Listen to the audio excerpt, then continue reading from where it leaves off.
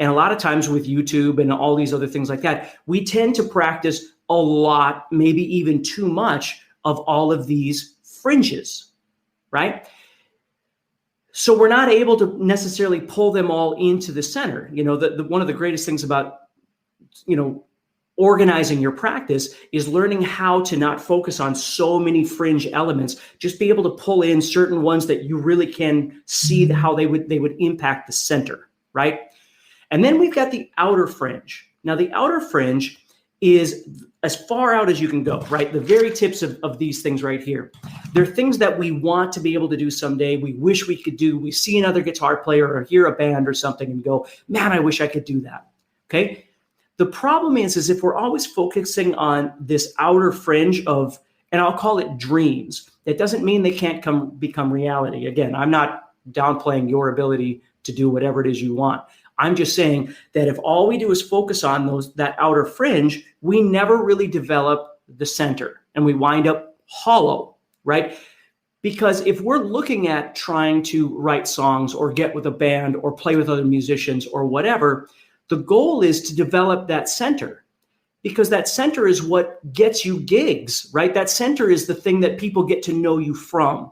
Maybe you're a blues player or a rock player, or you're a singer-songwriter, or, all these different things can happen by developing this center, not just, how fast you can play your scales or something, but as a musician, what can you do with that center that really defines you, that every day you grab a guitar, or every day you walk up to a microphone and you're going to sing, you have this ability, right? And again, I don't want to go on way too long because I don't want to take way too much of your time, but understand there's many times that my center has changed for various reasons. If I get hired to do a tour, for instance, by a band, right? Now all of a sudden I have however long, maybe it's only 2 weeks to prepare for this tour. And I have to learn all of their material, and I'm not very familiar with, 80% of it. Well, my core responsibility now has to become to practice those things, right?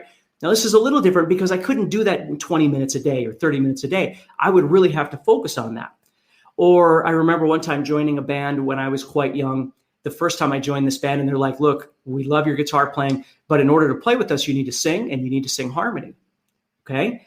Well, that wasn't something that I had done much of. I'd done gang vocals and that sort of thing, but really solid 3-part harmony things and stuff like that wasn't really my thing. Where for them, their center, they did a lot of those kinds of things because of the way that they grew up, the musical influence and what they wanted out of life.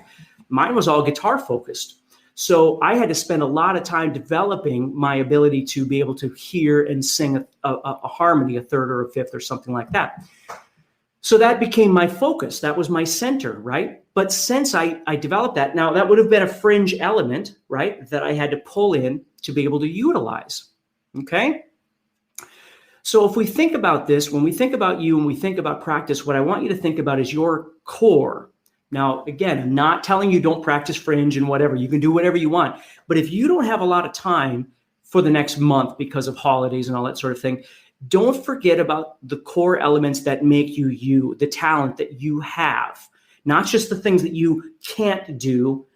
Now, the unfortunate part is when you wind up with less time to practice, it's the inner fringe that suffers, because there's some really good stuff sitting on the outside there that's just waiting to come in and grab. But if you don't have time, some of that stuff may go away. So you have to make sure that you're focusing on your center, and then possibly any of this immediate fringe that needs to kind of come in, and so you can maintain it. This is the hard part about balancing, how much you practice versus being real life, right? Having a family and jobs and everything else that goes on. So my point, I guess, is that I just want you to try and think about that a little bit. So for 2 reasons. Number one, so you're not always frustrated with yourself and the fact that you can't do some of these things. You need to start learning to figure out what you can and already do, and how to use the inside fringe to make those better, okay? To make you more confident and give you new ideas and bring that stuff in, okay? Then the next thing is that thinking about this whole thing and understanding that if you're always focusing on the outer edges of the fringe, you're never going to feel like you're good enough to play with other people, or hang out with X, Y, or Z, or write songs, or whatever these things could be. And that couldn't be further from the truth. Okay. You can do any of those things. So hopefully that helps you a little bit in better understanding that. And if this helps you at all, please do me a favor. You can subscribe to the channel, check out my guitar stuff at guitar-zoom.com. But most importantly, maybe share this information with somebody else, because I come across a lot of guitar players. I was going to say students, but that are just always frustrated. They're just always feeling like they're never good enough. And the truth is you can do a lot better by just changing your mindset a little bit. So, all right. So everybody take care, stay positive, and I'll talk to you next Monday. Have a great week. Try and kind of rethink the way that you're thinking about what you're practicing, and find those things that you really need the most, and develop that core. Okay. Develop that confidence. So take care, everybody.